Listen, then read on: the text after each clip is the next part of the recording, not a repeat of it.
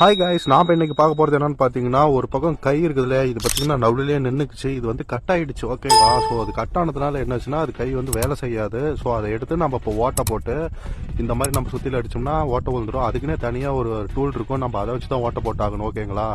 இப்போ நான் வந்து என்ன பண்ண போறேன்னா, அந்த ஸ்ப்ரிங் இருக்கு இல்லையா, அந்த ஸ்ப்ரிங் ஜாயின் பண்றதுக்காக, அட்டாச் பண்றதுக்காக இந்த மாதிரி வளையம் மாதிரி ஒன்று இருக்கும்.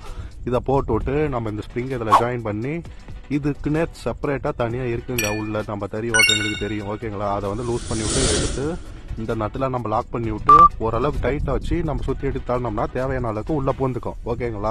இப்போ ஸ்பேனரை வச்சு நம்ம நட்டை டைட் பண்ணிக்கலாம். ஏன் டைட் பண்ணணும்னு பாத்தீங்கன்னா, அது லூஸாவே இருந்துச்சுன்னா தறியோட ஸ்ப்ரிங் இழுக்களுக்கு முன்னாடி போயிடும். இப்போ வந்து கம்ப்ளீட்டா வேலை முடிச்சதுங்க. சரிங்களா? நாடாவை நம்ம உள்ள தள்ளி விட்டு தறியை போட்டு விடுவோம். இப்போ என்ன நடக்குதுன்னு சொல்லி. ஸோ வந்து இப்போ அந்த கையில் வந்து சரி பண்ணியாச்சு, ப்ராப்பராக பண்ணியாச்சு. உங்ககிட்ட இருந்து எதிர்பார்க்கறது ஒன்றே ஒன்று தான், நம்ம சேனலுக்கு ஒரே ஒரு சப்ஸ்கிரைப் மட்டும் பண்ணுங்க. தேங்க்யூ.